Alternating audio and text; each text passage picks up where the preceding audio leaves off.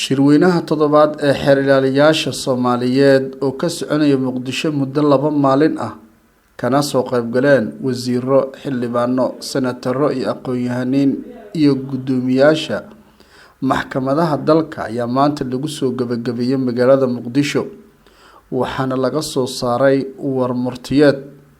saxaafadda ayaana lala wadaagay ana shirkan looga dooday cilmi baarisyo muhiim ah oo ay ka mid yihiin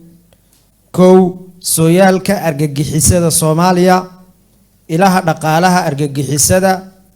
kaalinta warbaahinta ee la dagaalanka argagixisada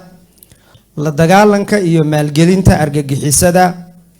la dagaalanka iyo xakameynta hubka sharci darrada ah qodobada warmurtiyeed ee ka soo baxay shirweynaha toddobaad ee xeer ilaaliyayaasha Soomaaliyeed shirku waxa uu mahadcelinayaa qabanqaabiyayaasha shirka iyo cid kasta oo ka qayb qaadatay qabsoomidda shirkan shirku waxa uu taageerayaa dadaalka xukuumadda iyo baaqi madaxweynaha Jamhuuriyadda Federaalka Soomaaliya ee ahaa la dagaalanka argagixisada gaar ahaan la dagaalanka maalgelinta argagixisada waxa uu boorinayaa in la sii xoojiyo howlahaas shirku waxa uu bogaadinayaa howlgallada nafhuridda leh ee ay bixinayaan ciidamada qaranka Soomaaliyeed si dalka looga xoreeyo argagixisada shirku waxa uu bogaadinayaa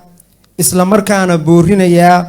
in kor loo qaado wacyigelinta bulshada ee la xiriirta saameynta taban ee maalgelinta argagixisada iyo ka ganacsiga hubka sharci darrada ah shirku waxa uu hoosta ka xariiqayaa in shacabka iyo ummadda Soomaaliyeed ay dhibanayaal u yihiin argagixisada wuxuuna soo jeedinayaa in dhammaan hay'adaha dawladda gaar ahaan hay'adaha amniga sharci fulinta booliska iyo xafiiska xeerlaaliyaha guud ee qarankuba ay qaataan tallaabooyinka ka dhanka arrinkaas waxa kale oo uu shirku bogaadinayaa wada shaqaynta joogtada ah iyo xiriirka adag ee ka dhaxeeya xafiiska xeer ilaaliyaha guud ee qaranka iyo hay'adaha baarista dalka waxa uu boorinayaa in la joogteeyo la dagaalanka maalgelinta argagixisada shirku waxa uu adkeynayaa baahida loo qabo in la tayeeyo hay'adaha baarista oo halbowlo u ah la dagaalanka dembiyadaas shirku waxa uu hoosta ka xariiqayaa muhiimadda ay leedahay in la helo xabsiyo u gaar ah dembiilayaasha lagu xukumay dembiyada argagixisada shirku waxa uu ka walaacsan yahay miisaaniyad yaridda hay'adaha garsoorka dalka gaar ahaan xafiiska xeeralyaha guud ee qaranka iyo xafiisyada heer dowlad goboleed waxa uuna ku talinayaa in hay'adaha fulinta ee heer federaal iyo heer dowlad goboleedba ay xil iska saaraan wax ka qabashada arrinkaas gunaanad shirku waxa uu aqoonsaday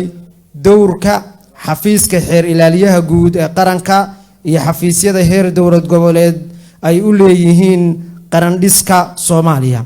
iyo sida ay lagama maarmaan u tahay in la helo xeer ilaaliyayaal ku qalabaysan aqoon daacadnimo karti iyo hufnaan dhammaad wabillahi tawfiiq